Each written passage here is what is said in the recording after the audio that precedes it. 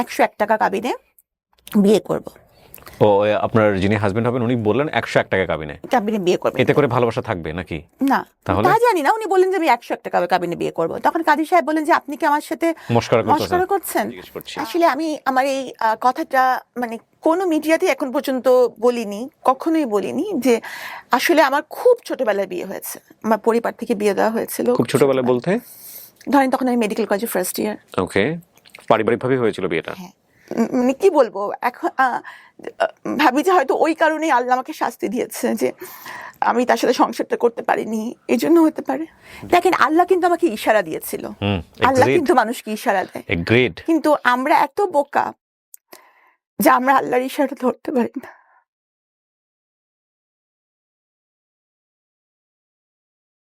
আসসালামু আলাইকুম প্রিয় দর্শক এবং শ্রোতা, আল্লাহ সর্বাবস্থায় আমাদের সবার মঙ্গল করুন সেই দোয়া এবং শুভকামনা জানিয়ে শুরু করছি লাইফের অন্যতম একটা এপিসোড। অনেকদিন পরে লাইফের একটা এপিসোড করছি। প্রথমে আপনি নামটা আপনার মুখে একটু বলেন, আপনার পুরো নামটা। আমার পুরো নাম হচ্ছে সাবরিনা শারমিন হোসেন মিষ্টি। সাবরিনা শারমিন হোসেন মিষ্টি, কিন্তু আপনাকে সাবরিনা নামে মোটামুটি সবাই ডাকেন, তাই কি? নাকি মিষ্টি নামে? মিষ্টি নামে। মিষ্টি নামে, আচ্ছা। বর্তমান বয়স যদি বলতে কোনো আপত্তি না থাকে? মেয়েদের তো বয়স বলা ঠিক না, কিন্তু আমার গেস্টের সবাইকে আমি বয়স বলতে বলি। আপনার আপত্তি থাকলে আমি চাইবো না আপনি বলেন, কিন্তু ইটস লাইক বয়স তো বয়সই, এটা নিয়ে আসলে গোপন করে করাটা কি বা কোনো কিছু? মেয়েরা সবসময় বয়স গোপন করতে চায়, আমিও সেই দলে। Okay fine. সো আপনার জন্ম জেলা কোথায়? আমি ঢাকা ধানমন্ডিতে আমার জন্ম। ধানমন্ডিতে আপনি বড় হয়েছেন? না, আমার জন্মের পরপরই উইদিন 1 ইয়ার আমি চলে যাই নেদারল্যান্ডসে। হ্যাঁ, ওখানে আমার আব্বু হচ্ছে এমএস করেন, পিএইচডি করেন, তো অনেক বড় একটা সময় আমার ওখানে কেটেছে। ওকে, বাবা কি করতেন? গভর্নমেন্ট জব করতেন, সরকারের অতিরিক্ত সচিব হিসাবে উনি রিটায়ার করেছেন। ওকে, কয় ভাই বোন ছিলেন আপনারা? আমরা 2 বোন। 2 বোন ছিলেন, আপনি বড়? জি। ওকে, শুনি। আসলে আমার শৈশব সম্পর্কে আছে না যে অনেকেই বলেন যে যদি শৈশবের দিনগুলো ফিরে পেতাম, কিন্তু আমি শৈশবের কথা চিন্তা হলে আমি ওরা ভয় পেয়ে যাই না, আমি কোনোদিন শৈশবে ফিরতে চাই না। কেন? কারণ আমার শৈশবটা অনেক বোরিং, মানে শুধু পড়া পড়া পড়া ছাড়া আমার শৈশবের কোনো স্মৃতি নাই। মানে এমন কিছু নাই যে আমি এটা মানে মেমোরাইজ করে খুব খুশি হব বা ভাল লাগছে, এরকম না। আমাদের সময়কার বাবা মা তারা হচ্ছে যে স্কুলের বেতন যেমন দিতেন সেরকম আবার বেতও চালাতেন, মানে বেত এবং বেতন একসাথে চলতো। তো যেমন ধরেন যদি ক্লাসে টপ করা না যায় তাহলে কিন্তু নতুন বছরের বই পাওয়া যাবে না। হ্যাঁ, কারো কাছে পুরান বই এনে সেট এনে হতে চলতে হবে, এরকম অবস্থা। তো খালি পড়া পড়া পড়া ছাড়া আমার শৈশবে তেমন কোনো আমি মনে করতে পারি না যে খুব আনন্দ ঘন কিছু ঘটেছে বা কোথাও বেড়াতে যাওয়া। এমনকি কেউ কোনো ফ্রেন্ডস যদি কোনো কারণে মানে কলোনির যদি কোনো কিছুর কারণে আসতো, তাতেও আবার আব্বা তাকে ধমক দিয়ে বিদায় করে দিত। তোমার কি কোনো পড়াশোনা নাই, তুমি আমার মেয়েকে ডিস্টার্ব করতে আসছো? ওকে, সো মেয়ের কারণে হয়তো একটু বেশি কনজারভেটিভ ছিলেন বাবা। হ্যাঁ, মানে আমার বাবা খুবই কনজারভেটিভ ছিলেন। আমার পড়ার ব্যাপারে আমার আব্বা খুবই সিরিয়াস ছিলেন সবসময়। কারণ যেহেতু আমাদের কোনো ভাই নেই, হয়তো উনি মানে তার ছেলে নেই এই একটা অতৃপ্তি হয়তো তার বড় মেয়ের মধ্যে দিয়েই হয়তো উনি এটা করতে চাচ্ছিলেন, এই জন্য খুব বেশি পড়াশোনার উপরই ছিল। আর আমি এত পড়তাম যে আমাকে বছরে 2 সেট বই কিনতে হতো, কারণ হচ্ছে বইগুলো ঝুরঝুরা হয়ে যেত। ওকে, স্টুডেন্ট হিসেবে কেমন ছিলেন? স্টুডেন্ট হিসেবে ফাটাফাটি। কোথায় কোথায় পড়েছেন একটু ধারাবাহিকভাবে চাই আমরা। এরপর তো নেদারল্যান্ডস থেকে যখন ফিরলাম তখন কোন ক্লাসে ভর্তি হলেন? তখন আমি 7-এ। ক্লাস 7 এসে ভর্তি হলেন। তো নেদারল্যান্ডস থেকে এসে ক্লাস 7-এ বাংলাদেশের এরকম একটা পরিবার। বাবা কোন মন্ত্রণালয়ে ছিলেন ওই সময় দায়িত্বে? তখন আব্বা এসেছিলেন, তখন আব্বা ইআরডিতে ছিলেন। ওকে, মানে আমার এত ভালো মনে নাই তখন আসলে এইসব মন্ত্রণালয়ের বিষয়গুলা বা এগুলো আমি অত ভালো বুঝতেন না। আর আমার আব্বা ছিলেন অ্যাডমিন ক্যাডার। ওকে, আমি অত বেশি আব্বার। মা কি ছিলেন? হাউসওয়াইফ? আমার আম্মা তখন হাউসওয়াইফ ছিলেন। ওকে, মানে প্রথমে উনি চাকরি করতেন, কিন্তু পরে আমি যখন মানে হলাম পরে উনি আর চাকরিতে যাননি, যে মেয়েদেরকেই বড় করবেন। আমরা তো 2 বোন বলেছি। এজ গ্যাপ 2 বোনের খুব বেশি না। মা কি করতেন? মা কি পড়ার মধ্যে রাখতেন বাচ্চাদেরকে, সে থাকুক পড়াশোনা? থাকে না যে বাবা একটু কঠিন হলে মা একটু নরম স্বভাবের হয়। আমার বাবা মা দুইজনই সমান তালে কঠিন। মানে কোথাও গিয়ে আর ধরেন কোনো কারণে আমার আব্বা বকা দিচ্ছে, তখন আমার আম্মু এমন ভাব করবে যে কিছু শুনতেই পাচ্ছেন না, মানে উনি যে আসবেন বাঁচাতে তা কিন্তু না। মানে দেখা যাবে যে বাবা মা দুজনই সমান তালে কঠিন। শাসন করেছেন, তবে আমি মনে করি যে খুব বেশি শাসন করাটা আসলে ভালো না। কারণ বাবা মার সাথে একটু বন্ধুত্বপূর্ণ সম্পর্ক হলে অনেক কিছু শেয়ার করা যায়, বা অনেক কিছু মানে ভয় থেকে যদি বাচ্চারা বাবা মাকে কিছু না বলে তাহলে সেটার ইম্প্যাক্ট কিন্তু ভালো হয় না। এই জন্য আমার মনে হয় যে শৈশবে বাবা মার এই যে একটা, আর মানে ওই সময় আমাদের সময়কে বাবারা চাইতেন যে একটা ভয়, এবং আমার মনে হয় যে বাবারা বোধহয় সেটা এনজয়ও করতেন, যে সন্তানরা তাকে ভয় পাচ্ছে, শ্রদ্ধা করছে এরকম। কিন্তু আসলে ভয় জিনিসটা কিন্তু দূরত্ব তৈরি করে। হ্যাঁ, তো এই কারণে দেখা গেছে যে আমি কিছু হয়তো মনে কিছু আসলেও সেটা বাবা মার সাথে শেয়ার করতে পারতাম না। আর যারা একটু ভালো স্টুডেন্ট হয় তাদের সাধারণত কিন্তু বন্ধু কম থাকে। হ্যাঁ, তো ওরকম বন্ধু আমার ছিল না ক্লাসে। বাবা মাও যদি বন্ধু না হয়, ক্লাসেও যদি বন্ধু না থাকে, তাহলে কি এটা একটা কষ্টেরই ব্যাপার। তো টাইম পাস করতেন কিভাবে? তবে ডায়েরি লিখতাম। ওই লেখালেখির যে সেই যে একটা সেটা কিন্তু ওখান থেকেই বোধহয় শুরু, যে নিজের কথাগুলো একটু লিখে রাখা। ওকে ওকে। এসএসসি রেজাল্টও খুব ভালো ছিল, মানে আমি দুটো মিলিয়ে হাইয়েস্ট নাম্বার নিয়ে সলিমুল্লাহ মেডিকেল কলেজ যে ভর্তি হই, হাইয়েস্ট নাম্বার নিয়ে। দুটো মিলিয়ে বলতে মানে এসএসসি এবং ইন্টার? এসএসসির নাম্বার মিলিয়ে আমার নাম্বার ছিল হাইয়েস্ট। ওকে। মানে যারা আমরা সলিমুল্লাহ মেডিকেল কলেজে ভর্তি হয়েছিলাম। আর 1.7 এর জন্য আমি ঢাকা মেডিকেল কলেজে হইনি। ওকে। তো আমার আম্মুর খুব ইচ্ছা ছিল যে আমি ডক্টর হই, কারণ একবার একজন ডক্টরের কাছে গিয়ে আম্মু খুব মানে আম্মু যেটা বলেন আর কি, একটু কষ্টকর একটা পরিস্থিতির শিকার হয়েছিলেন। হ্যাঁ, মানে মোটামুটি তখন আমি প্রচন্ড অসুস্থ। তো আম্মু তখন আমাকে নিয়ে নেদারল্যান্ডস থেকে ফিরেছেন, ডক্টরসের খুব রুড ব্যবহার আম্মু পেয়েছিলেন। তো তখন আম্মু বলেন যে ডাক্তার যদি এমন হয় তাহলে মানুষ কোথায় যাবে, তাহলে আমার মেয়েকে আমি ডাক্তার বানাবো এবং তার ব্যবহারটা হবে সবার সাথে খুব নরম, ফ্রেন্ডলি। এবং তো আমি আমার জীবনে, আমি জানি না মানুষ কি ভাববে, তবে আমি আমার জীবনে খুব চেষ্টা করেছি যে মানুষের সাথে ওরকম, আমার রোগীদের সাথে নরম ব্যবহারটাই করার। সো আপনার মা টার্গেট করে, আপনার বোনও কি ডাক্তার হয়েছেন? না। ওকে। তো আপনি সলিমুল্লাহ মেডিকেল কলেজে পড়লেন, এমবিবিএস ওখানে কমপ্লিট করলেন, রাইট? ইন্টার্নশিপ করার পর আপনার স্পেশালিটি কোন দিকে গ্রো করলো? ভেবেছিলাম আমি গাইনি অ্যান্ড অবস নিয়ে পড়বো, তো আমি সেটা নিয়ে পড়া শুরু করলাম। তো এফসিপিএস পার্ট 1 করার পর আমি ট্রেনিং করলাম, কিন্তু পরে আমার মনে হলো যে না, আমি আসলে এমন কিছু করব যেটা সবার জন্যই চ্যালেঞ্জিং। কার্ডিয়াক সার্জন, ছেলে হোক বা মেয়ে, সংখ্যায় কম এবং পড়াটা কঠিন, এবং এজন্যই আমি কার্ডিয়াক সার্জারিতে সুইচ করব। তখন আমি আবার এফসিপিএস পার্ট 1 করলাম, কার্ডিয়াক সার্জারিতে করে ট্রেনিং করলাম। ট্রেনিং করে আবার যখন রেসিডেন্সি প্রোগ্রাম করা হলো বঙ্গবন্ধুতে, তখন আমি রেসিডেন্সি প্রোগ্রামে ঢুকলাম। ওকে। এটা হচ্ছে মানে এমএস কোর্স, 5 বছরের, পুরোটা সময় ওখানে ইনভলভ থাকতে হবে। ওকে। এবং প্রতি 3 মাস অন্তর অন্তর বিভিন্ন ডিপার্টমেন্টে প্লেসমেন্ট হবে এবং বিভিন্ন ডিপার্টমেন্টে পরীক্ষা হবে। এভাবে করে করে আস্তে আস্তে মানে কমপ্লিট মনিটরিং সিস্টেমের মধ্যে থেকে পড়াশোনা করা। সো আপনি এই কমপ্লিট করার পরে প্র্যাকটিসে গেলেন কত সালের দিকে? প্র্যাকটিস মানে আমার তো ইন দি মিন টাইম কিন্তু আমি সরকারি বিসিএস ক্যাডার। আমি কততম বিসিএস এ? আমি 27তম। প্রথমেই হয়ে গেছে আপনার? আমি এক চান্সে বিসিএস পাস করেছি। ও ওয়াও। ওয়াও কেন? না, আমি তো করতে পারিনি, এই জন্য ওয়াও বলছি আর কি। আমার কাছে পরীক্ষা দিয়েছিলেন? হ্যাঁ, আমি বেশ কটা পরীক্ষা দিয়েছিলাম। একটাতে আমার ভাইভাতে গিয়ে আমার সঙ্গে খুব অনভিপ্রেত একটা ঘটনা ঘটে, যেটা আমি এই মুহূর্তে বলতে চাই না। বললে হয়তো অনেকেই আপনিও বলতে চান না এমন কিছু আছে? হ্যাঁ, অনেক কিছু আছে, অনেক কিছু আছে। সবাই সবকিছু জানে না এবং সবকিছু বলাও যায় না, উচিত না। হ্যাঁ, ইভেন আমার সাথে বিসিএস ভাইভাতে যে ঘটনা ঘটেছে সেটা যদি আমি বলি আপনার এই ইন্টারভিউতে, সেটা তোলপাড় হয়ে যাবে পুরো ঘটনা। এবং আমি মানুষের নাম মনে রাখতে পারি না। যে ভদ্রলোক আমার ইন্টারভিউ নিয়েছিলাম, আমি ডেফিনেটলি শিওর সে হয়তো এখনো কর্ম অবস্থার মধ্যে আছে। আমি তার নামটা পর্যন্ত মনে রেখেছি জীবনে। আমার ধারণা কোনোদিন আল্লাহ তার সামনাসামনি আমাকে করাবেন, এবং দেন আমি তাকে একটা ধন্যবাদ দিব যে আপনি আমাকে সেদিন সিলেক্ট না করে ভালো কিছুই করেছিলেন।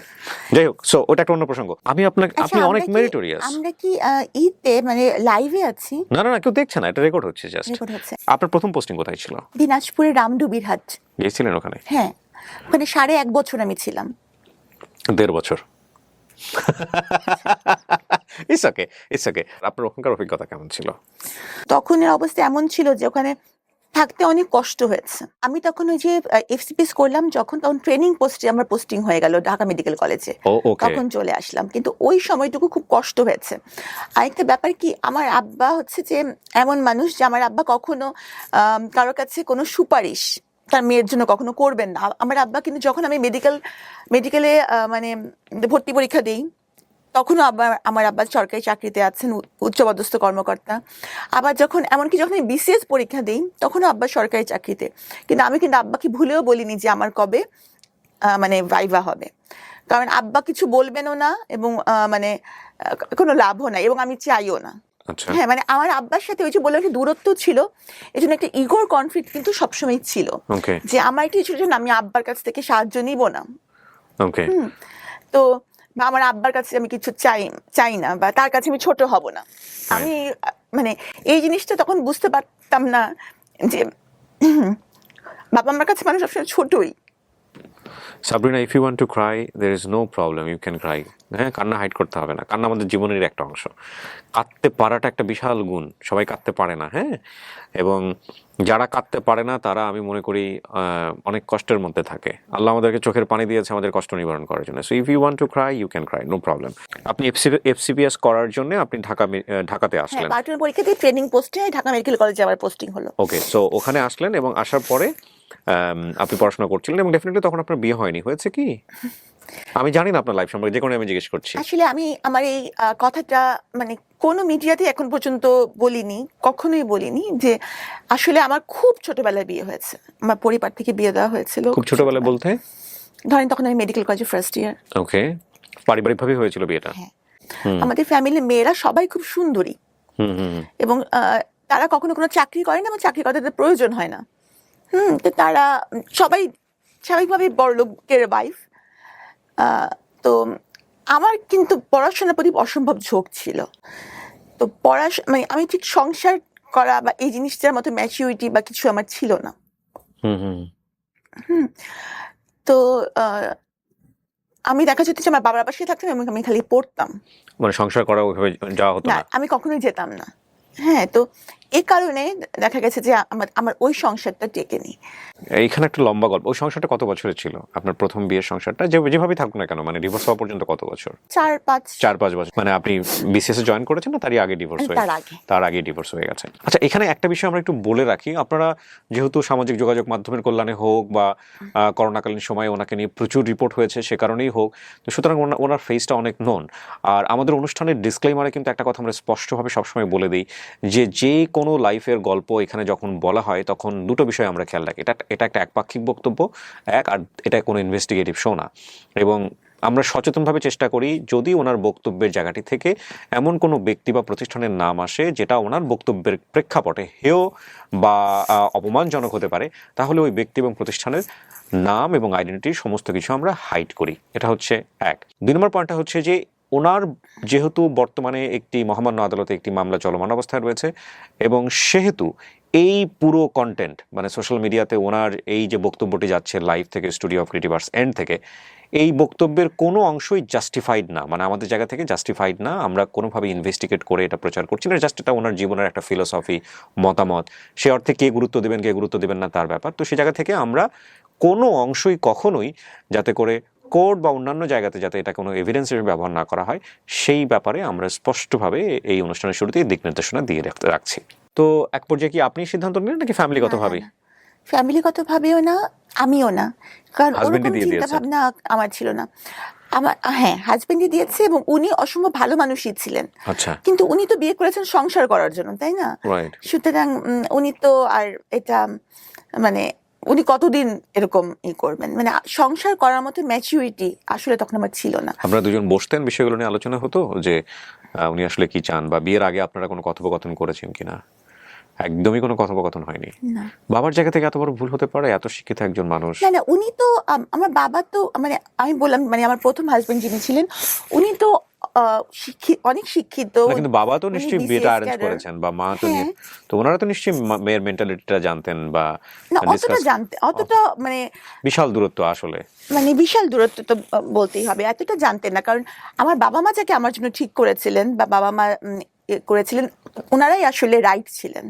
ওকে, কিন্তু ওইটা আপনি আমি ওই সময়টাতে এখন মানতেন না? আমি এটা বুঝিনি, কারণ আমরা আসলে বেশিরভাগ সময় ছেলেমেয়েরা বুঝি না যে বাবা মা আমাদেরকে বুঝেই কাজটা করেন। ট্রু। যেমন উনি বিসিএস ক্যাডার ছিলেন। উনিও বিসিএস ক্যাডার ছিলেন? জি, উনি বিসিএস ক্যাডার ছিলেন। উনিও কি মেডিকেলে ছিলেন? না, উনি বুয়েট থেকে পাশ করা। ওয়াও। হ্যাঁ, এবং ওনার বাবা আমার বাবার সার্ভিসের মানে কলিগ। আচ্ছা, হ্যাঁ, তো সুতরাং খারাপ কোনোভাবেই না। ফ্যামিলিগতভাবেও যথেষ্ট খুবই ভালো ভালো, খুবই ভালো, উনিও খুবই ভালো, কিন্তু কথা হচ্ছে কি দুটা মানুষ ভালো থাকলেও কিন্তু তাদের মধ্যে বিচ্ছেদ হতে পারে। কিন্তু আমার মানে মাথায় যে বিচ্ছেদও হবে, সংসারের বুদ্ধি ছিল না, বিচ্ছেদ হবে এই বুদ্ধিও ছিল না, বা বিচ্ছেদ হলে এটার ইম্প্যাক্ট কি হতে পারে এই ম্যাচুরিটিটাও ছিল না। ওকে তো হয়তো মানে আমি মানে কি বলবো এখন ভাবি যে হয়তো ওই কারণেই আল্লাহ আমাকে শাস্তি দিয়েছে যে আমি তার সাথে সংসারটা করতে পারিনি, এই জন্য হতে পারে। ডিভোর্সটা আপনি উনি করলেন আপনি, এবং করার পরেও আপনার পড়াশোনা ভালোই চলছিল, আপনি বিশেষ করে আপনিও জয়েন হ্যাঁ করে মানে ফেলেন। আমার মাথায় খালি যে আমার ক্যারিয়ার, আসলে আমি বুঝতে পারিনি যে ক্যারিয়ারটি মানুষের জীবনের সব না। আপনার কিছু কিছু কথা আজকে এত মূল্যবান আমাদের সবার জন্য। ওকে, ডিভোর্সের পরের গল্পটা, আমরা সেকেন্ড মানুষটা যে আপনার জীবনে আসলো, সে কিভাবে আসলো আসলে? উনি ইভেন্ট ম্যানেজমেন্ট করতেন। আচ্ছা। তো ইউজুয়ালি উনি সরকারি এবং বেসরকারি বিভিন্ন ইভেন্টগুলো অ্যারেঞ্জ করতেন। জি। তো আমাদের কার্ডিয়াক সার্জারি একটা ইন্টারন্যাশনাল কনফারেন্স হয়েছিল র্যাডিসনে কার্ডিয়াক সার্জনদের। তো তখন আমি স্টুডেন্ট বঙ্গবন্ধুর, তো আমি ওই কনফারেন্সে একটা পেপার প্রেজেন্ট করি। তো তখন ওনার সাথে ওই ইভেন্টটা ওনারা অর্গানাইজ করেছিলেন। তো তখন ওনার সাথে আমার ওই ইভেন্টে পরিচয় হয়। জি। হ্যাঁ, তারপর তখন আমার বাবা মা কেউই দেশে থাকতেন না, এবং আমি আপনাকে বলেছি আমি মোটামুটি একটু বন্ধুহীন, মানে খুব বেশি বন্ধু। ছোট বোনটা কোথায় তখন? আমেরিকাতে। ছোট বোন তখন আমেরিকাতে, বাবা মাও আমেরিকাতে? হ্যাঁ, আমার পরিবারে কেউ বাংলাদেশে থাকেন না। তো আপনি চলে গেলেন না কেন? মানে আমি যে খুব অড টাইপের একটা কোশ্চেন, দ্যাটস ইওর ফ্রিডম, আপনার ব্যক্তি স্বাধীনতা। তারপর আমি চলে যেতে পারতাম, আপনি যান নাই কেন? প্রথমত আমি মেডিকেল কলেজে ভর্তি হয়েছি, তো এই পড়াটা আমার কাছে ছিল যে আমি এখানে পড়ছি, আমি যাব না। এরপর পরবর্তীতে যখন আমি বিসিএস ক্যাডার হলাম, তখন তো ওখানকার সিটিজেনশিপের জন্য অ্যাপ্লাই করার কোনো প্রশ্নই ওঠে না, কারণ এখানকার সরকারি কর্মচারী তো ওখানকার সিটিজেনশিপ অ্যাপ্লাই করতে পারেন না। সো আপনি চাইলে এগুলো ছেড়ে দিয়ে চলে যেতে পারতেন। হ্যাঁ, অফকোর্স চলে যেতে পারতাম, কিন্তু আপনি সেটা করেননি। না। কেন করেননি? আমি অসম্ভব, মানে আমার ক্যারিয়ারটাই আমার মাথায়, যদিও ওখানে গিয়েও আপনি ক্যারিয়ার করতে পারতাম। আপনার ফ্যামিলি কি চাইতো ওই সময়টাতে? আমার ফ্যামিলি চাইতো আমি চলে যাই। আমার কাছে কেন জানি মনে হচ্ছে আপনার ফ্যামিলির সাথে আপনার একটা বড় ধরনের বার্গেনিং হয়েছে এই বিষয়গুলো নিয়ে, এবং সেটাও খুব সহজ বার্গেনিং ছিল না, কারণ দুটো মাত্র মেয়ে, বড় মেয়ে তাকে বাংলাদেশে রেখে যাচ্ছে এবং অলরেডি সে ডিভোর্স। আপনার বাবা মা নিশ্চয়ই। আমার বাবা কিন্তু বেশি সময় আমেরিকা থাকতেন না, কারণ ওনার ইবাদতের অসুবিধা হতো, কারণ হচ্ছে যে মসজিদ যেতে হতো আমার আব্বুকে, তো সে তো অনেক দূর, তো কে তাকে নিয়ে যাবে ড্রাইভ করে ওখানে রোজা রাখা, ওই সময়গুলো কিন্তু একটু বড় সময় আমার আব্বা দেশে থাকতেন। আচ্ছা। কিন্তু যখন আমার এই হাজবেন্ডের সাথে আমার পরিচয় হয়েছিল, ওই সময়টা আমার আব্বা দেশে ছিলেন না। পরিচয় থেকে পরিণয়ের দিকে গেল কিভাবে? উনি যেহেতু ইভেন্ট ম্যানেজমেন্টে ছিলেন, ইভেন্ট ম্যানেজমেন্ট কিন্তু মানুষকে মোটিভেট করার ক্ষমতা রাখে, মানে কথা দিয়ে মুগ্ধ করাটা তাদের একটা কাজেরই অংশ। জি। তো নিশ্চয়ই আমি মুগ্ধই হয়েছিলাম, যেহেতু তখন আমি ডিভোর্সও ছিলাম, সেও তাই ছিল, তো তখন আমারও তাকে পছন্দ হয়েছিল। জি। প্রস্তাবটা কে দেয় ফার্স্ট? আমি। আপনি তাকে দিয়েছিলেন প্রস্তাবটা? ওকে। ওই ভদ্রলোক এখন জেলে আছেন আমি যদি ভুল না করে থাকি, নাকি ওটা? না, আমি শুনেছি, মানে আমি এটা শিওর না, অবশ্যই এটা বলতে পারছি না, মানে আমার সাথে তার কোনো যোগাযোগই নেই, উনি আমার জন্য মরে গেছেন, এই জন্য কোনো যোগাযোগ আমি রাখিনি। I'm not sure আপনার যে ভদ্রলোকের কথা বলা হচ্ছে সে তো আপনার সঙ্গেই জেলে যায় বা এরকম, রাইট? আমার আগে যায়, আমার মানে নিয়ার অ্যাবাউট 1 মান্থ আগে সে জেলে যায়। আমি শুনেছি উনি বের হয়েছেন। এটা কোনো কিছু ম্যাটার করে না, কারণ সে আমার জন্য মরে গেছে, সে জেলে থাকুক, সে বাইরে থাকুক, সে কোথায় থাকুক, সে আমার কাছে দুনিয়ার বাইরে। ফাইন, আপনি তাকে প্রস্তাব দিলেন বিয়ে করার জন্য বা প্রেমের সম্পর্কে যাওয়ার জন্য, এটা কোন সময়ের ঘটনা? এটা 2015 সালের দিকে আপনি তাকে প্রস্তাব দিলেন। তার জায়গা থেকে বিষয়টা কি ছিল, রেসপন্স কি ছিল?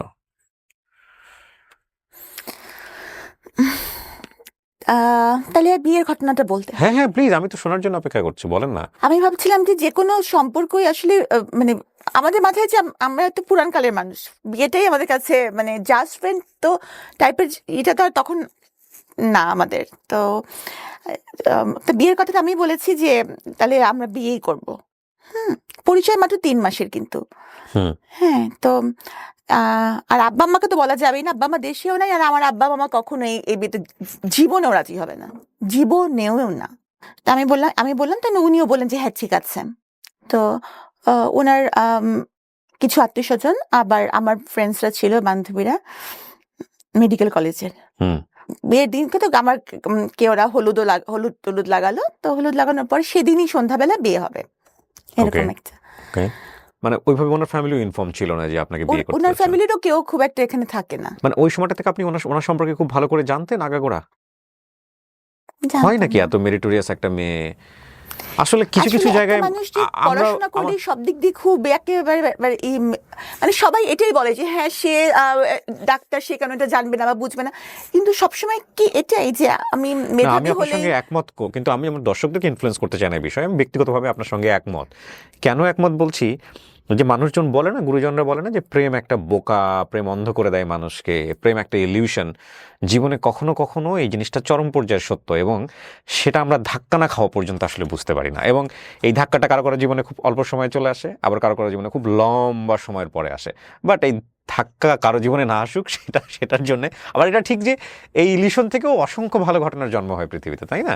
তবে এটা ঠিক যে ওই লাভ এক ধরনের মোহ, এবং এই মোহতে অনেক বড় বড় জিনিস মানুষ ওভারলুক করে যায়, অনেক বড় বড় জিনিস, ব্যাপারে কোনো সন্দেহ নেই।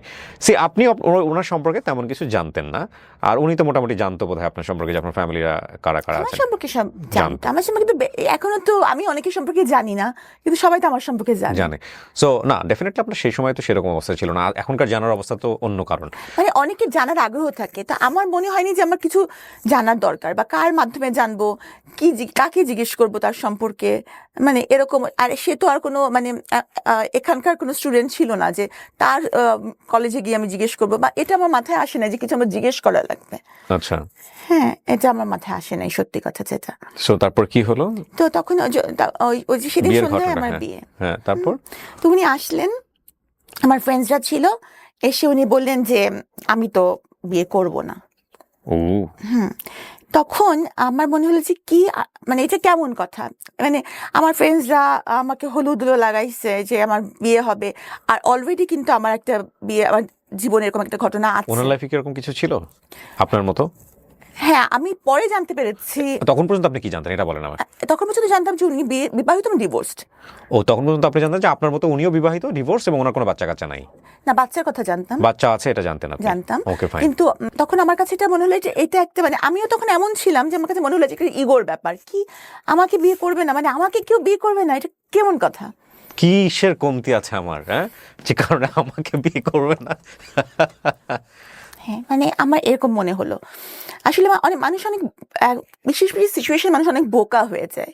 আমি তো তখন মানে এই করবে না, বিয়ে করবে না, কি মানে হতে পারে। কারণ ওনার ব্যাখ্যা হচ্ছে যে বিয়ে করলে ভালোবাসা কমে যায়, বিয়ে করলে ভালোবাসার মরণ হয়। এজন্য আমি যেহেতু সাবিনাকে সাবিনা বলতো না, মিস্ত্রি বলতো।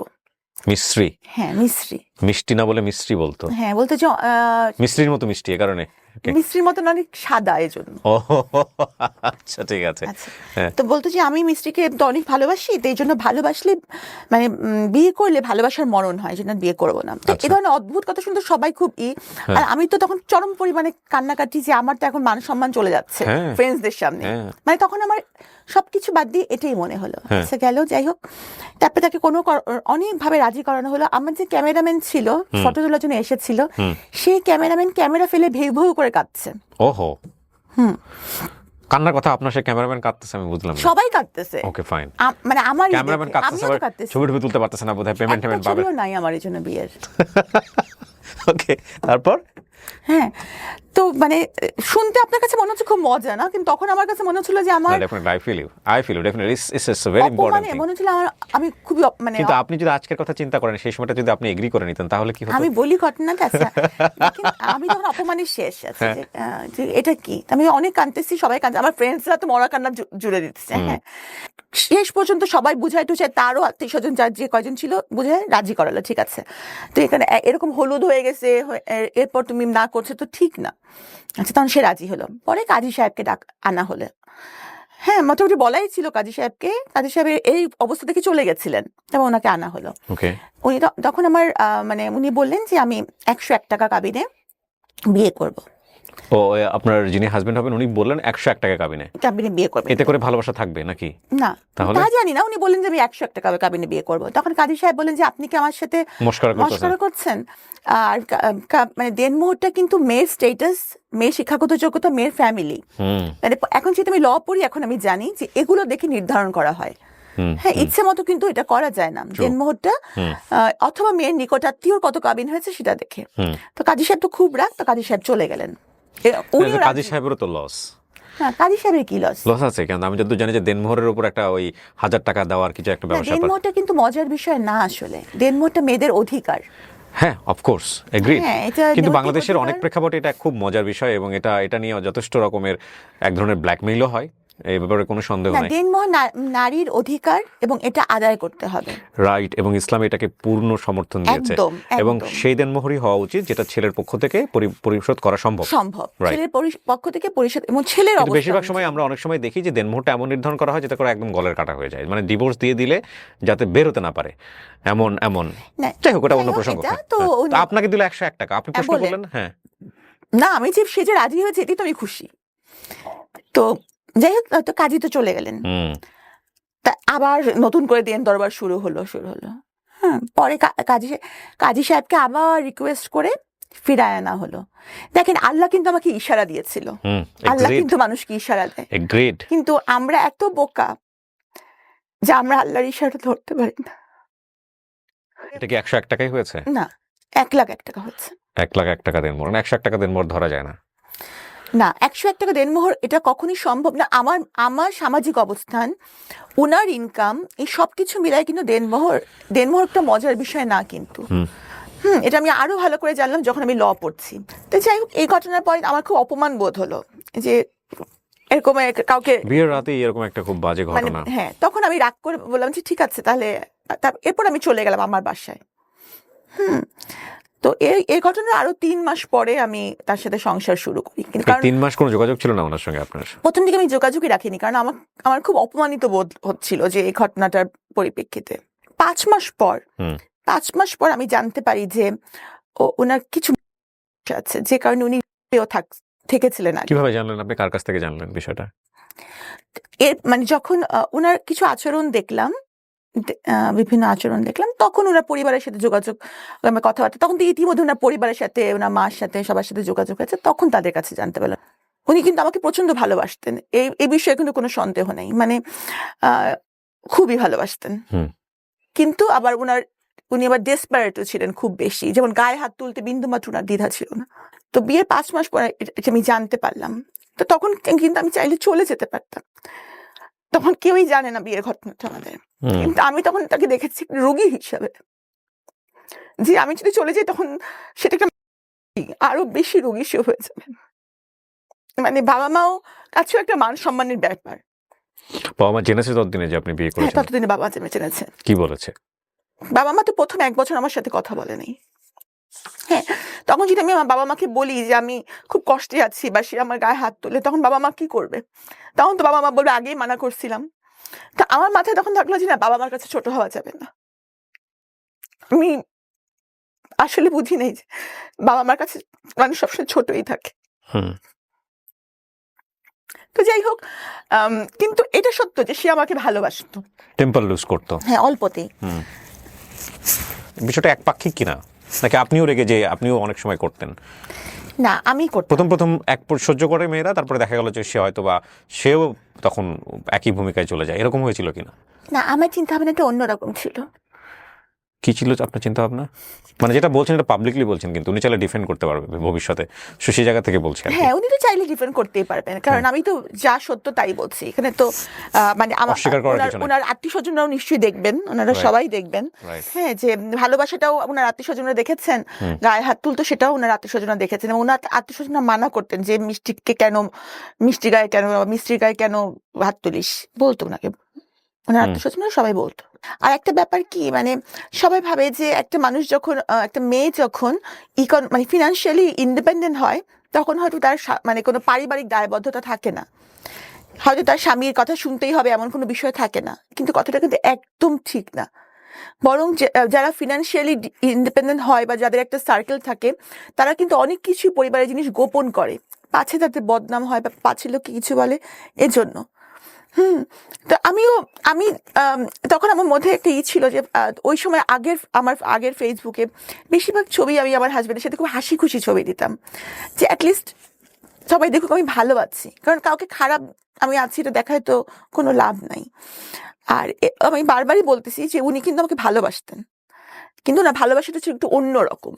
হুম হ্যাঁ, যেমন গাড়ির মধ্যেও কিন্তু যখন উনি ড্রাইভ করতেন উনি কিন্তু আমার হাত ধরে বসে থাকতেন, যে কিছু হলেই যে মানে বা আমি যদি কোনো ফোন আসলে হাত সরিয়ে নিতাম, উনি বলতেন মিস্ত্রি তুমি হাত সরাই নিলা কেন, তুমি কেন হাত সরাই নিলা, মানে মানে কেন এরকম। তুমি আমার চেয়ে বেশি ফোনটাকে প্রায়োরিটি দিচ্ছ, এই মোমেন্টটাকে কেন প্রায়োরিটি দিচ্ছ না, হ্যাঁ এটা কিন্তু কোশ্চেনেবল, এটা আসলেই কোশ্চেনেবল।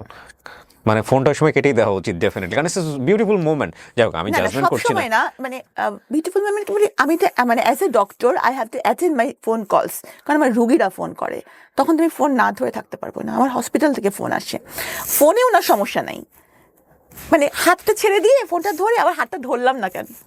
ও, এটা তো উচিত ছিল আপনার হাতটা ধরা। হ্যাঁ এই তো মানে এই মানে এই ব্যাপারগুলো সে মানে খুব আমি নোটিস করতো। নোটিস করতে, মানে কতটুকু সে আমাকে ভালোবাসতো। এখানে আসলে জানি না বলাটা ভাবে ঠিক হবে কিনা, মানে এক্সপেক্ট করতো অনেক কিছু, মানে ও আপনাকে অনেক লাভ করতো, এটা আপনি যেমন বুঝতে পারতেন, সেটা ইন রিটার্নও সে অনেক কিছু এক্সপেক্ট করতো, বাট আপনার লাভ এক্সপ্রেশন তো আপনার মতো, হয়তো সেও বুঝতে পারতো না এই বিষয়গুলো। যাক, আমরা আসলে জাজমেন্টে না নিই, কিন্তু আমি যেটা বলতে চাচ্ছি যে বিয়ের পরে আপনি এমন কিছু কি জানলেন যেটা আপনি বিয়ের আগে জানতেন না? এই যে আমার টাকার বিষয়টা, এছাড়া থাকা বিষয়টা তো খারাপ না, ও থেকে ভালো হয়ে আসছে। না ভালো হয়ে এসেছিল, কিন্তু মানে এরপর যে এই যে জিনিসগুলো আমার সেটা ছিল, এবং দেখা গেছে যে এই পুরো 5 বছরে কিন্তু উনি ওষুধ খেয়েছেন, আমি ওনাকে রেগুলারই মানে উনি ট্রিটমেন্টেই ছিলেন। কিন্তু আপনার মেডিকেলের ভাষায় এটা কি আপনি খারাপ বলবেন? না মানে একটুও খারাপ না, এই জন্য তো আমি তাকে ছেড়ে যাইনি। ওকে, এই জন্য আমি তাকে ছেড়ে যাইনি, কারণ আমি জানতাম যে আমার সাপোর্ট তার দরকার। কারণ যে কোনো কিছুতেই সে বলতো মিস্ত্রি আমার এই সমস্যা, তুমি কিছু একটা করো। তো উনি মানে যে কোনো কিছুতে মিস্ত্রি ছাড়া সে কিছু করতো না, বুঝতো না। হ্যাঁ মানে বুঝতো না। তো তারপরে কি হলো, মানে এই ধরনের একটা ঘটনা কেন আসলো 2020 সালে বোধহয়, না? কি হয়েছিল বলেন তো? আসলে ব্যাপারটা হচ্ছে কি যে উনি কিন্তু আগেই মানে মানে এই ইভেন্ট ম্যানেজমেন্টের কাজগুলো করতো, তো উনি এই করোনার কাজটা নিয়েছিলেন। তো করোনার কাজটা এই যে ওনার কিন্তু কোনো হসপিটাল ছিল না। অনেকেরই ভুল ধারণা একটা আছে যে ওনার বোধহয় কোনো হসপিটাল ছিল। উনি কিন্তু ইভেন্ট ম্যানেজমেন্ট করতেন, মানে বুথ বানিয়ে জাস্ট স্যাম্পল কালেকশন করতেন, এতটুকুই ওনার পারমিশন ছিল। ও বুথ বানিয়ে বিভিন্ন স্যাম্পল কালেকশন করে কার কাছে পাঠাবে তাহলে সে? এটা পাঠাবেন ওই যে সরকারি যে এগুলো যে যারা টেস্ট করেন সেখানে? সেখানে তার তো কোনো টেস্টের, তার তো কোনো কিন্তু বুথ hospital নেই। বানিয়ে যে স্যাম্পলটা কালেক্ট করবেন উনি, এটার কি অনুমতি ছিল? হ্যাঁ এটা অনুমতি ওনার ছিল। আচ্ছা, এটা কি সরকার থেকে অনুমতি দিয়েছিল? হ্যাঁ। আচ্ছা, তারপর? তো এই যে ওনার অ্যাডমিনিস্ট্রেটিভ ব্যাপারগুলো, এগুলো কিন্তু আসলে আমি খুব একটা বুঝি না, কারণ উনি কিভাবে ওনার ম্যানেজমেন্টটা চালাবেন, উনি তো আগে থেকে ইভেন্ট ম্যানেজমেন্ট করেন, এই জিনিসগুলো কিন্তু আমার মাথায় ঢোকে না। অনেকেই হয়তো ভাবেন যে সাবিনা ডাক্তার, সাবিনা এগুলো ভালো বুঝছেন, কিন্তু ম্যানেজমেন্টের ব্যাপারটা যে সব ডাক্তাররা বুঝবেন এটা কিন্তু ঠিক না। তো আমি ওনাকে বলতাম যে তুমি তো এই ব্যাপারগুলো খুব একটা জানো না, তাহলে তোমার এই কাজটা নেওয়ার দরকারটা কি? কিন্তু উনি স্বাভাবিকভাবে আমার কথা শুনতেন না, মানে কাজের ব্যাপারে উনি আমার কথা শুনতেন না। হ্যাঁ, আর উনার একটা কমপ্লেক্স সবসময় কাজ করতো, উনি ভাবতেন যে আমি যেহেতু কার্ডিয়াক সার্জন, আমি হয়তো একটু মানে একটু বেশি হচ্ছে কিনা, বা মানে একটা ইনফিরিটি কমপ্লেক্স আমাদের ছিল। ও সামহাও মনে করতো যে আপনার পজিশনটা ওর উপরে চলে গেছে, সো হ্যাঁ এটা উনি মনে করতেন, যে কারণে উনি এমন কিছু করতে চাইতেন যেটা অনেক বড় কিছু। আপনি কার্ডিয়াক সার্জন হিসেবে প্র্যাকটিস করেছেন কত বছর? করার 5 সুযোগ হয়েছে? বছর। 5 বছর। হৃদয় কাটাকাটির কাজ হয়েছে? জি জি। আপনি করেছেন? হ্যাঁ। কিন্তু আপনার এই এত ইমোশন, এত মানে আপনি যেভাবে কাঁদছেন, তাতে আপনার এই হৃদয় কাটাকাটি করতে খারাপ লাগে না? আমি না। জাস্ট অড কোশ্চেন করে ফেললাম। না না আমার তখন পুরো অন্যরকম লাগে, একদম একদম অন্যরকম, মানে কি বলবো, মানে ওইটাই আমার সবচেয়ে বড় প্যাশন ছিল, কার্ডিয়াক সার্জারি করাটাই আমার সবচেয়ে বড় প্যাশন ছিল। ভুল মানুষ চুজ করা জীবনে যে কত বড় ক্ষতি হতে পারে, এটা আমি বলছি না যে উনি জীবনে ভুল মানুষ চুজ করেছেন, এমন হতে পারে যে ওনাকে চুজ করেছে তার জীবনেও হয়তো উনি ভুল মানুষ। হ্যাঁ যাই হোক, এটা হতে পারে, এটা আমি অস্বীকার করছি না, তাই না? হয়তো উনি যদি সাধারণ কোনো, যেমন ধরেন যে আমি যদি কোনো প্রোগ্রামে উনি নিয়ে যেতেন, যদি কোনো প্রোগ্রামে, তো দেখা যেত যে সবাই সাবিনার সাথে কথা বলতে চায়, হ্যাঁ বাস আমাকে কিছু একটা প্রশংসা করে বলতে চায়, করতে চায়, তো তখন দেখা যেত যে ওনাকে ছোট করে কথা বলে। ও হ্যাঁ, মানে আমার সামনে ওনাকে ছোট করে কথা বলছে, এর জেদটা আমার উপর আসতো ঘুরে ফিরে। বাসায় এসে আমাকে কথা শুনতে হতো, বকা শুনতে হতো বা এরকম। তো হতে পারে আমি হয়তো এই জন্যই ওনার জীবনে ভুল, উনি যদি একটা সাধারণ মেয়ে বিয়ে করতেন তাহলে ওনারও হয়তো এরকম ঘটতো না। সো কি হলো সাবরিনা, এরপরে ওই স্যাম্পলগুলো উনি কালেক্ট করতেন, তারপর? তো ওই ম্যানেজমেন্টে কিন্তু উনিই করতেন ওনার লোকজন নিয়ে। হ্যাঁ, এবং আমার কিছুটা মানে কিছু কিছু ইস্যুস নিয়ে আমার কাছে ওনার ঝামেলা হচ্ছিল। তো এই কারণে আমি কিন্তু ওই সময়টা আমার বাবার বাসায় থাকতাম, আমি কিন্তু ওখানে থাকতাম না। তো তখন থেকে আমাদের মধ্যে একটা বিশাল বড় গ্যাপ, এই করোনার পরবর্তী সময় থেকে। তো একবার উনি ওই যে তিতুমির কলেজে বিপদে পড়লেন, তখন উনি আমাকে ওই ফোন দিলেন রাত্রিবেলা। তখনও আমার মামি কিন্তু আমার বাবার বাসায়, বললো মিস্ত্রি আমি অনেক বিপদে পড়েছি, এখানে অনেক মারামারি হচ্ছে। তখন আমি ছুটে গেলাম, কারণ আমার মধ্যে সবসময় ছিল যে উনি কিন্তু পুরাটা সময়, আমি বললাম যতদিন আমি সংসার করেছি পুরাটা সময় এই যে ওষুধ খেয়েছেন, মানে উনি একটু মানে নিয়ার ওনার ছিল। তো আমি সবসময় ওনাকে এভাবে দেখেছি যে ওর যেন কোনো বিপদ না হয়।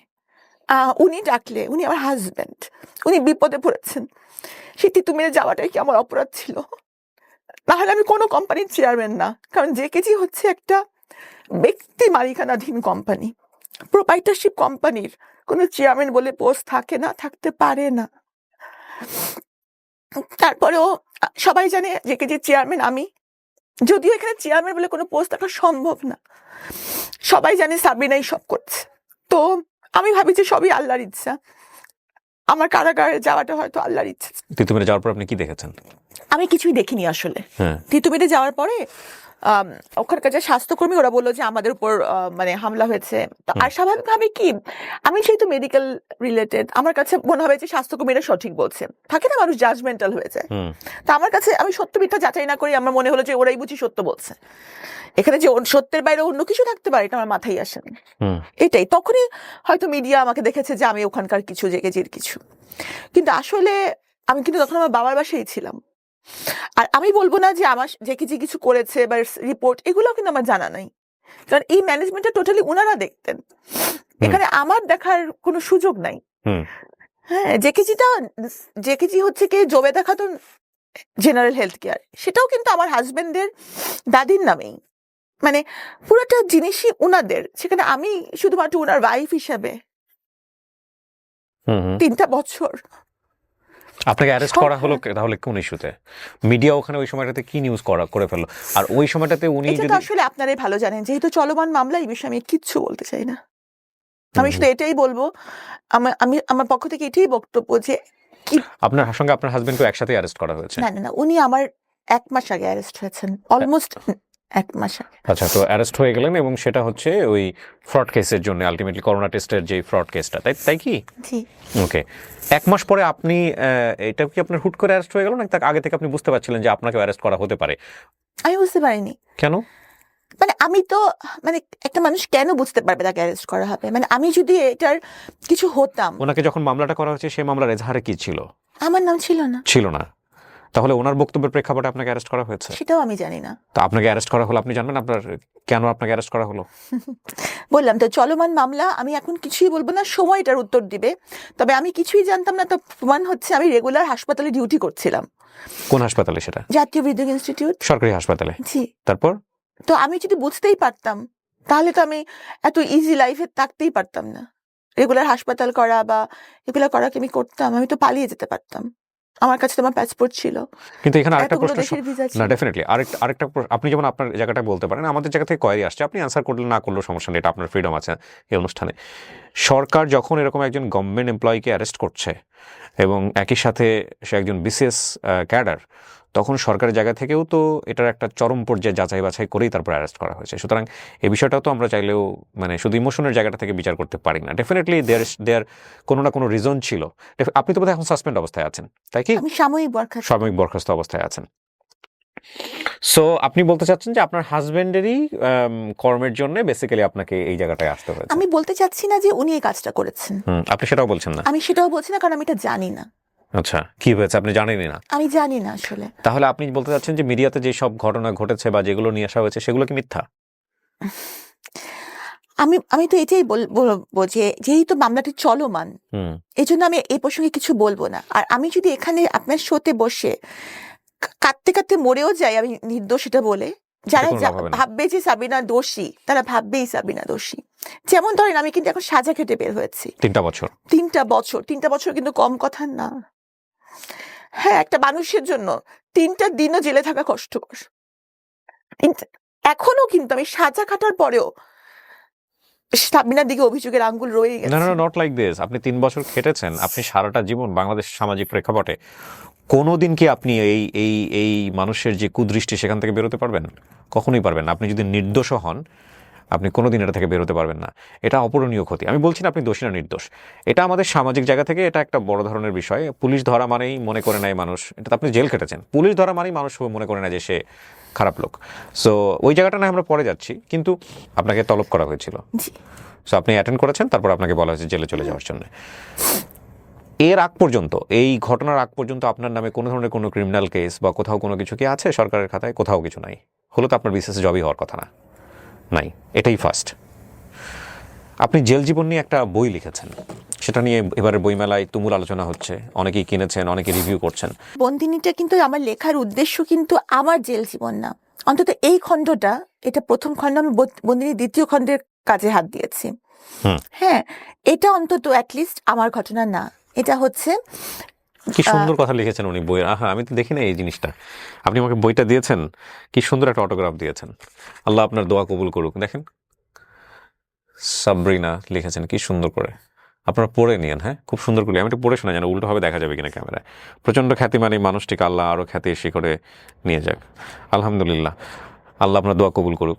জি, আপনি যেটা বলছিলেন যে জেলে যাওয়ার গল্পটা। হ্যাঁ, তো এগুলো হচ্ছে এক একটা মেয়ের জীবন কাহিনী, বা একটা মানুষ কখন দেখা যাচ্ছে যে বিভিন্ন রিলেশনে ইনভলভ হয়ে, মানে এইসব। আমি একটা অনুষ্ঠান করতাম, যাহা বলিব সত্য বলিব, হ্যাঁ, এবিসি রেডিওতে। এরপরে আমি সিক্রেট নামে করেছি ঢাকা এফএমে, একই কন্টেন্ট কিন্তু ডিফারেন্ট নামে।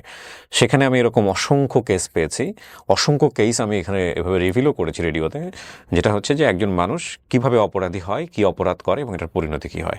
সো আপনি যেটা বলছেন সেটা তো ডেফিনেটলি আপনি একবারে গ্যাং যেটা বলে, জেলখানায় গিয়ে বসে আপনি জিনিসটা ফেস করতে পেরেছেন। এবং আমি এই প্রেক্ষাপটগুলোর কারণে অ্যাটলিস্ট মানুষ বুঝবে যে এটা করলে অপরাধ হয়, এটা করলে জেলে যেতে হয়। বইটা পড়েন আপনারা। হ্যাঁ, বইটা পড়লে হয়তো আপনাদের একটা নলেজ তৈরি হবে। কিন্তু আপনার অভিজ্ঞতা কী ছিল? যে এই জীবনটা সম্পর্কে তো আপনি জানতেনই না। আপনি একটা সোভার ফ্যামিলি থেকে এসছেন, আপনি একটা চমৎকার পরিবেশ, নিজের মনস্তাত্ত্বিক জায়গা থেকে এগুলো মেনে নেওয়া তো ভয়ঙ্কর রকমের একটা যুদ্ধ, এক। আর 2 নম্বর হচ্ছে আপনি ওখানে যাওয়ার পরে আপনি কি পেলেন, কেমন অ্যাকোমোডেশন পেলেন, মানে কি হলো, এগুলো একটু আমাদেরকে বলেন। আমি যখন প্রথমে ওখানে গেলাম, আমি তো যেহেতু বিসিএস ক্যাডার ছিলাম, সেহেতু কারাবিধান অনুযায়ী আমি ডিভিশনে ছিলাম। ডিভিশন মানে হচ্ছে একটা এটা হচ্ছে যে ব্রিটিশ আমল থেকে নির্ধারণ করা একটা আলাদা রুম থাকবে আপনার জন্য, এটা আলাদা রুম থাকবে, সাথে বারান্দা থাকবে, আর হচ্ছে যে একটা সেবক থাকবে। আর খাবার দাবার ব্যাপারটা হচ্ছে যে নর্মাল একজন মানে বন্দি যে পরিমাণ খাবারটা পাবে, সেম মেনুটাই, সেম মেনু, কিন্তু গ্রামসের কিছু ডিফারেন্স থাকবে। ডিভিশন প্রাপ্ত আসামি পাবে। কিসের? ধরেন আজকে আপনার বরাদ্দ হচ্ছে যে মিষ্টি কুমড়া, হ্যাঁ হ্যাঁ, একজন নর্মাল বন্দি, হ্যাঁ, আমি সেই মিষ্টি কুমড়াই বরাদ্দ পাবো, হ্যাঁ। কিন্তু আমারটা আমার কুক রান্না করবে। ওকে ওকে, কিন্তু মেনু কিন্তু সেম। গল্প সল্প করার জন্য কোনো মানুষ দেওয়া হবে? উনিই গল্প করবে। উনি কি থাকে আপনার সঙ্গে নাকি চলে যেত? না, থাকতো, ওই রুমেই থাকতো, এক রুমে থাকে। উনিও কি জেল জীবন কাটাচ্ছে নাকি? হ্যাঁ, উনি আরেকজন বন্দি। ও, সো জেলের মধ্যে শুধু থাকা না, সার্ভিসও দিতে হয় ওখানে।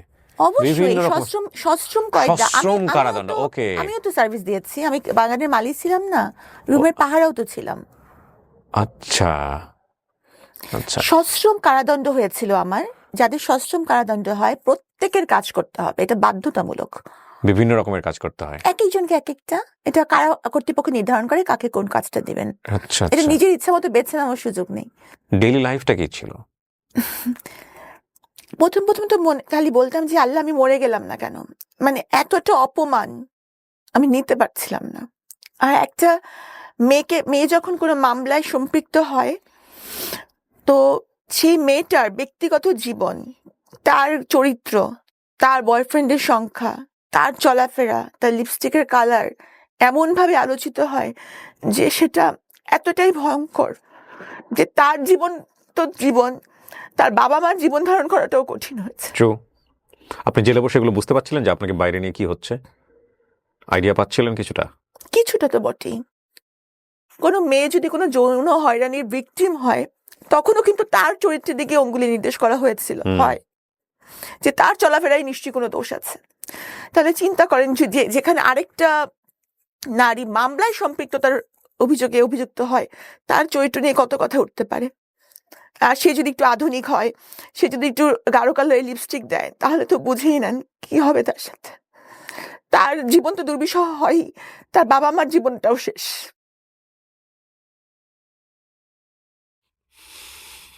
সবারই বলার অধিকার আছে। আমি জানি এই অনুষ্ঠানটা না দেখে অনেকেই হয়তো বা শুধু ওনাকে দেখে সেই নিচে মন্তব্য করছেন, অনেক বাজে বাজে কমেন্টস করছেন। অনেকে হয়তো এই ধরনের মন্তব্য করছেন যে কেন আমি ওনাকে নিয়ে এখানে বসলাম, কেন আমি ওনার সঙ্গে সামনে বসে কথা বলছি।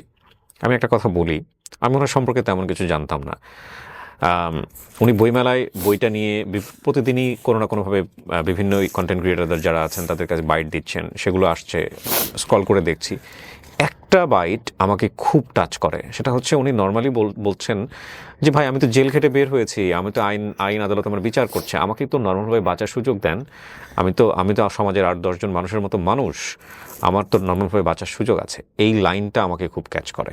এবং তারপরে আমার এক ছোটো ভাই রনি, ওকে আমি বলি, যেহেতু ও বইমেলাতে থাকে সবসময়, আমি ওকে বলি যে আমি ডক্টর সাবরিনার ইন্টারভিউ করবো, আমি ওনার সঙ্গে একটু কথা বলবো, ওনার একটু ব্যবস্থা করো। তো রনি ওনার সঙ্গে কথা বলে ওনাকে আজকে এখানে নিয়ে এসছে।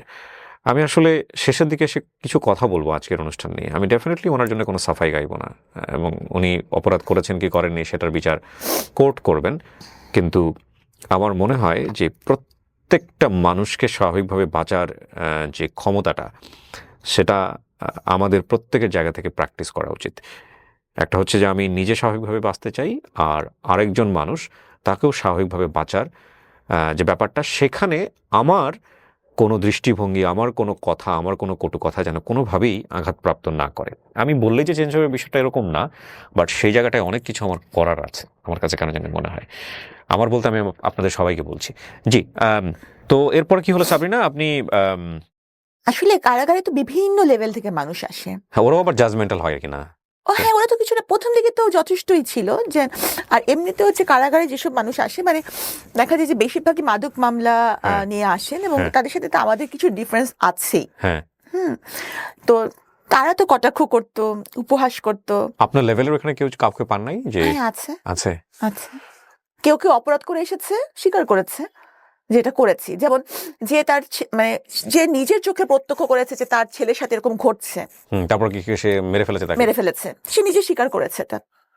মানে তার ছেলেকে করা হচ্ছিল, তারপরে সে খুন করেছে তাকে? হ্যাঁ। মহিলা? মহিলা, হ্যাঁ হ্যাঁ, মহিলা তো বটেই। ডেফিনেটলি আমি উনি তো মহিলা ইয়েতেই ছিলেন। সে বলেছে যে হ্যাঁ আমি এটা করেছি, আমি যে কোনো সাজার জন্য প্রস্তুত, আমি করেছি। তার মামলাটা চলমান আছে, তার এখনো রায় হয়নি, কিন্তু সে জেলে আছে। তো সে নিজেই আমাকে ঘটনাটা বলেছে। সে খুব কম বলে, এবং তার বাচ্চার সাথে যে ঘটনাটা ঘটেছে সে কিন্তু এটা কাউকে বলেনি। কে করেছে এই কাজটা? তারই সে একটা সে গাজার মামলার সাথে, ব্যবসার সাথে জড়িয়ে গিয়েছিল, সেটাও কিন্তু ফর সার্ভাইভাল, কারণ তার স্বামীর সাথে তার ডিভোর্স হয়ে গেছে। ওকে ওকে। তো যার সাথে সে ব্যবসা করতো, তার পার্টনার, ও সেই পার্টনার এই কাজটা করেছে? হ্যাঁ, এবং সে জানতো না, পার্টনারটা হচ্ছে খুবই জেন্টল একজন মানুষ ছিল। তো যখন সেটা দেখলো, মানে সে নিতে পারছিল না, এবং যখন এবং সে কিন্তু কাউকে বলে নাই এই ঘটনাটা, কারণ তার বাচ্চার ভবিষ্যৎ যদি নষ্ট হয়, সে জেলে ঢুকে বসে আছে। হ্যাঁ, সে কাউকে বলে নাই যে আমার বাচ্চার সাথে এরকম ঘটনা ঘটেছিল। তো তার কথাটা কি সামনে আনা উচিত না? Definitely every coin has to side. আমার খুব ইন্টারেস্টিং লাগছে আপনার। আমি জানি না, প্রতিটা গল্প আমি নিজের বলে বলছি, কিন্তু আপনি আপনার গল্পটাই তো বলতে পারলেন না এখন পর্যন্ত কাউকে। বলবো, সময় আসুক। সব সময় সব কথা কি বলা যায়? আপনিও কি বলতে পেরেছেন? না না, পারিনি। আর আমি আজানের পরে, হ্যাঁ হ্যাঁ শিওর, আজান পরে আমরা একটু পজ দিই। জেলার বিভিন্ন রকমের কথা বলছিলেন, এবং আপনি বলছিলেন যে আপনার একটা সময় হলে আপনি বলবেন, আপনারটা এখনই আপনি বলবেন না। জামিন নেওয়ার জন্য আপনার ফ্যামিলি থেকে কোনো চেষ্টা করা হয়েছে? এই যে 3 বছর আপনি ভিতরে ছিলেন, জেলের ভিতরে ছিলেন, আপনার বাবা বা ফ্যামিলি মেম্বার কেউ কি এসছে আপনার সঙ্গে দেখা করতে, পাশে দাঁড়িয়েছে? আমি তো আগেই বলেছি যে আমার ফ্যামিলির কেউই বাংলাদেশে থাকে না, আর যারা বাংলাদেশে থাকে না তারা কিন্তু এই বিষয়গুলো খুব একটা ভালো বোঝে না। আর আমার বাবা যদিও অতিরিক্ত সচিব ছিলেন, উনিও কিন্তু এই ব্যাপারগুলো ভালো মতো হ্যান্ডেল করতে পারছিলেন না। ভালো উকিল বা বাট উনি ভালো চেষ্টা করছিলেন নাকি ওনার জায়গা থেকে অনাগ্রহ ছিল না, যে না? ওনার জায়গা থেকে অনাগ্রহ ছিল না, প্রচন্ড আগ্রহী ছিল। মানে উনি বেশিরভাগ সময় জায়নামাজেই বসে থাকতেন। হ্যাঁ, দেখেছেন? কিন্তু কিভাবে করতে হবে বা কোন ওয়েতে যেতে হবে। আর মানে উনি একটা বয়স্ক মানুষ, ওনার বয়স হচ্ছে ৭৯ এরকম। ও তাহলে উনি কোথায় যাবেন, কি করবেন, কার কাছে যাবেন? আমার তো কোনো ভাই নাই। তো মামলাটা ভালো মতন হ্যান্ডেলও আসলে করা হয়নি। যে প্রকাশনী থেকে প্রকাশ পেয়েছে ওনারা যোগাযোগ করেছিলেন আপনার সঙ্গে যে জি। আমরা বই বের করতে চাই? আর আমার এডিটর যিনি, আহমদ উনিও পাবলিশিং হাউস। জি, আমার যিনি এডিটর উনিও মারাত্মক ভালো একজন এডিটর। কতগুলো বিক্রি হয়েছে এখন পর্যন্ত? আম আজকে আমি রেকর্ড করছি, এই ডেটটা বলছি 15ই ফেব্রুয়ারি পর্যন্ত। আমি খুব দ্রুতই ভিডিওটা পাবলিশ করব। হ্যাঁ, আচ্ছা, প্রথম ৬ দিনের মধ্যে বইটা এসেছিল ৪ তারিখে। ৪, ৫, ৬, ৭, ৮, ৯ তারিখের মধ্যে বইয়ের ১,০০০ প্রথম মুদ্রণের ১,০০০ কপি শেষ হয়ে গেছে। ওকে। হ্যাঁ, তো উনি আমার প্রকাশক যিনি উনি এটার জন্য প্রস্তুত ছিলেন না আসলে। সত্যি কথা আমি নতুন প্রস্তুত ছিলেন না। তো শেষ হয়ে যাওয়ার পর উনি মুদ্রণে গিয়েছেন। যখন মানে মাত্র ২৫ টা কপি বাকি ছিল তখন উনি আবার সেকেন্ড মুদ্রণে গেছেন। এজন্য মাঝখানে ৩ দিনের ৩ দিনের না, সাড়ে ২ দিনের গ্যাপ 2.5 দিন, হ্যাঁ 2.5 দিনের গ্যাপ। ছিল। তো পরে হচ্ছে যে আবার বইয়ের মুদ্রণ চলে এসেছে, দ্বিতীয় মুদ্রণ। অনেকে মনে করতে পারেন যে এই বইটার প্রমোশন করার জন্য আমি ভিডিওটা করছি। নো, ডেফিনেটলি না। এই বইটা এমনিতেই বইমেলাতে হট কেক। হ্যাঁ, সো এটা প্রমোশন করার কিছু নাই। ডক্টর সাবরিনা বই কোথায় পাওয়া যায়, বইমেলাতে গিয়ে আপনারা বললেই দিয়ে দিবে। আর হ্যাঁ, ডেফিনেটলি আমি প্রমোশন করি, বাট আমি কোনো বইয়ের প্রমোশন এখন পর্যন্ত করিনি। আচ্ছা, সো সাবরিনা, আপনি 3 বছর পর যে জামিনটা পেলেন, এটা সরকার থেকে আপনাকে জামিন দেওয়া হলো এবং বের হওয়ার পরে আপনি জীবনটাকে কিভাবে দেখলেন ৩ বছর পর যখন এখন তো আপনার নিয়মিত হাজিরা দিতে হয়? ডেফিনেটলি। বের হয়েছেন কত সালে? আপনি কবে বের হয়েছেন? আমার ৮ মাস হয়েছে। 8 মাস হয়েছে। বের হওয়ার পরে আপনি কি পেলেন, কোথায় গেলেন, কি বের করলেন? হওয়ার পর আমি আমার আব্বাকে বললাম, আব্বা তুমি কি আমাকে বাকি জীবনটা খাওয়াতে পারবা? তখন আব্বা বলে হ্যাঁ পারবো। তখন আমি ধরে নিলাম যে আমি আর কিছু করব না। হ্যাঁ, আমি বেশিরভাগ সময় যা করব, চেম্বার করি বা আমি লেখালেখি করি বা আমি আইন পড়ছি, কোনোটাই টাকা উপার্জনের জন্য হবে না। কারণ আমার আব্বা বলছে আব্বা আমাকে মোটামুটি খাওয়াতে পারবে। আর গয়নাগাটি আমি কখনোই পড়ি না। তাহলে আমার জীবনে খুব বেশি চাহিদা আগেও ছিল না, এখনো নাই। আমি কারাগারে মহিলাদের কিছু কথা দিয়ে এসেছি যে তাদের জন্য আমি কিছু করব। কারণ কি আমি নিজে টের পেয়েছি যে মামলাটা যদি সঠিকভাবে হ্যান্ডেল না করা হয় তাহলে কতটা ভুগতে হয়। এবং অনেকেই আছেন যাদের মামলাটা যদি একটু প্রপার ওয়েতে হ্যান্ডেল করা যায় তাহলে কিন্তু মামলা থেকে এটা খুব ভালো রেজাল্ট আসা সম্ভব। এটা চিন্তা করে প্রথমে আমি এলএলবি-তে ভর্তি হয়েছি। আমি একদম বের হওয়ার পরপরই সেশন ধরেছি।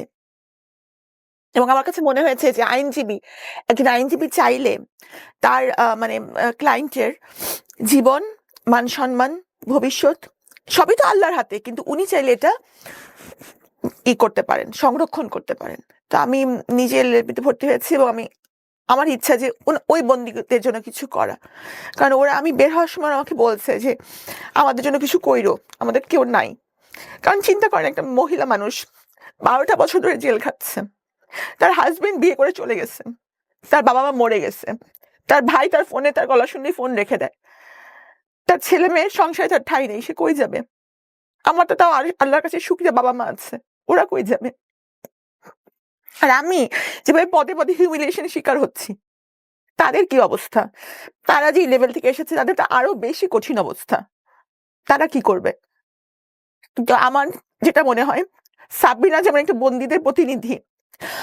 সাবরিনা সাজা খেতে বের হয়েছে, সাবরিনাকেও বাঁচতে দেন। অন্য বন্দীরা যদি সংশোধিত হয়ে বাঁচে, তাহলে তাদেরকেও বাঁচতে দেন। I admit this line. অবশ্যই বাঁচতে দেওয়া উচিত, সম্মানের সাথে বাঁচতে দেওয়া উচিত। দেখুন, পৃথিবীতে আমরা কেউই ফেরেশতা হয়ে দুনিয়াতে আসেন, ইনক্লুডিং মি। আমি আমার কথা বলছি, যারা এই অনুষ্ঠানটা দেখছেন অনেকেই আপনারা জাজমেন্টাল হবেন, আমি জানি ডেফিনেটলি হবেন। কিন্তু জাজমেন্টাল হওয়ার আগে আঙুলটা নিজের দিকে দেন। আপনি জানেন, আল্লাহ জানে যে আপনার জীবনে পাপ কত, আপনার জীবনে কত ভয়ঙ্কর ভয়ঙ্কর গুনাহ আছে, যেটা হয়তো আপনি শুধু জানেন এবং আপনার সৃষ্টিকর্তা জানেন। সুতরাং এত পাপ নিয়ে, এত ভুল নিয়ে আরেকজন মানুষের দিকে অন্তত পক্ষে আপনি সেই কাজটা বা সেই আঙ্গুলটা তুলেন না যেটা তাকে স্বাভাবিক জীবন দিবে না। আমি কি ডেফিনেটলি। একটা কথা আমি বলতে চাই, সেটা হচ্ছে যে যখন প্রথমেই মানুষ আমার সাথে নেতিবাচক বলে, তারা কিন্তু প্রথমে আমাকে চেনে না, ব্যক্তিগতভাবে চেনে না। তারা কেন আমাকে খারাপ ভাবে যে একটা মহামারীর সময় একটা খুবই সেন্সিটিভ মামলার সাথে আমার সম্পৃক্ততা ছিল, জি। এই জন্যই এই প্রতারণার প্রতি তাদের সেই এইটা, তাই না? কারণ তারা তো ব্যক্তিগতভাবে আমাকে চেনে না, বা আমি এটা করতে পারবো কি পারবো না এটা কিন্তু আমার কলিগ বা ফ্রেন্ডসরা জানে যে সাবিনা এটা করতে পারে না, কিন্তু ওনারা কিন্তু জানে না। তো ওনারা মনে করে যে এই এত বড় একটা অপরাধের জন্য ওনারা আমাকে অপছন্দ করে, এবং তাদের এই অপরাধের প্রতি যে একটা ঘৃণা, এটা যদি সব ধরনের অপরাধ, যেমন ধর্ষণ, ব্যভিচার, তারপর হচ্ছে খুন, রাহাজানি, এই সবগুলোর প্রতি তাদের এই ঘৃণাটা থাকে, তাহলে আপনি চিন্তা করেন সমাজের কিন্তু অপরাধ অনেক কমে যাবে। কিন্তু কিন্তু কারো যদি ওই এটা থাকে যে না, সাবিনা দোষী হোক নির্দোষ, সাবিনাকে পছন্দ করি না, তারা কোনো লজিকই শুনবে না। তাহলে তাহলে কিন্তু তারা কোনো লজিক শুনবে না।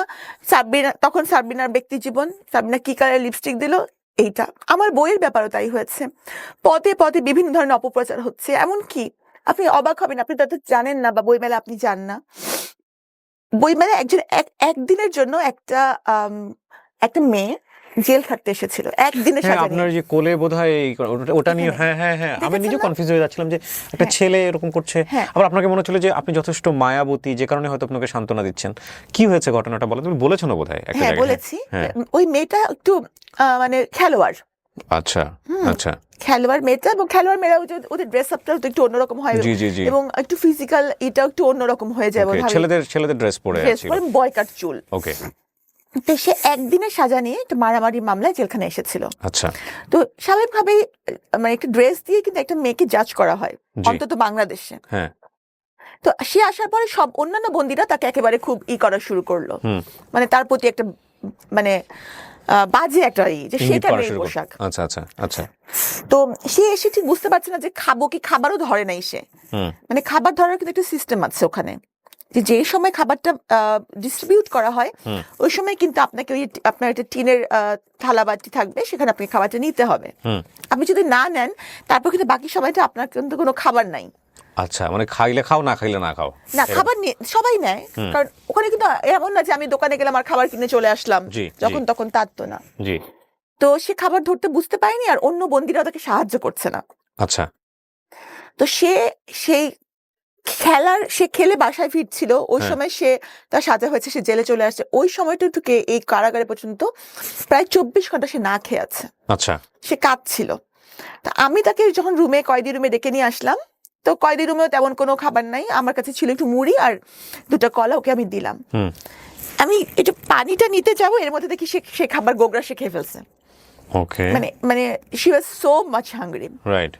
তারপর পানি দিলাম, পানি খেলো, পানিও তার কাছে ছিল না, সে কিন্তু পানিও খায়নি। আচ্ছা। তো ওই যে সেটা কৃতজ্ঞতা বোধ, এটা কিন্তু নর্মাল মানুষ রিয়েলাইজ করতে পারবে না। মানুষ ভাবে যে একবেলা না খেলে কি হয়, কিন্তু ওই মানে ওইখানে একটা অ্যাটমসফিয়ার, কারাগারের একটা ভয়ানক অ্যাটমসফিয়ারে এরকম একটা জিনিস কিন্তু মনে রেখেছে, সে কৃতজ্ঞ। যদি আমরা বেশিরভাগ মানুষই কৃতজ্ঞ না।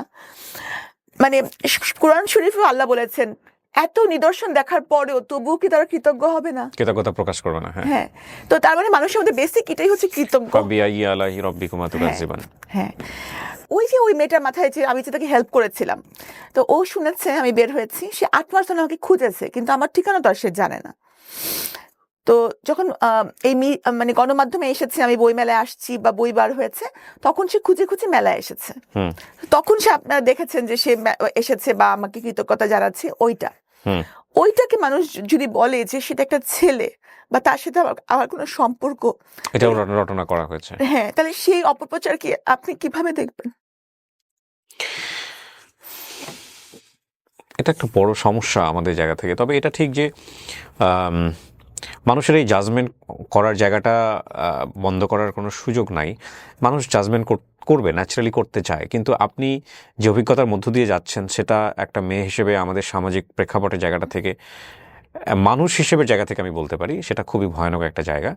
এবং এইখানে আপনার লার্নিংটা কি, মানে আপনার ভুলের জায়গা থেকে আপনি যদি বলেন, আমি বলবো কোর্টকে আমি যে- আলাদা করে রাখতে চাই, তো হ্যাঁ। সেটা তো কোর্টই নির্ধারণ করবেন, কিন্তু আপনার ব্যক্তিগত শিক্ষাটা কি, কেন আপনার জীবনটা এরকম হলো, আপনি যদি বলেন। এটাই আমার ভাগ্যে ছিল, কারণ কারাগারে যদি আমি না যেতাম তাহলে কিন্তু আমি অনেক কিছু জানতে পারতাম না। আর আমার বাবা মার আমি কিন্তু নতুন জন্ম হয়েছে আমার, আমি মনে করি। এবং আমার বাবা মার এইটা স্থানটা আমি কারাগারে গিয়ে বুঝতে পেরেছি। মানে তারা যে আমার লাইফের জন্য এতটা জরুরি, তাদের ছাড়া যে আমার জীবন চলবে না, এটা আমি কিন্তু আগে উপলব্ধি কোনোদিনও করি নাই।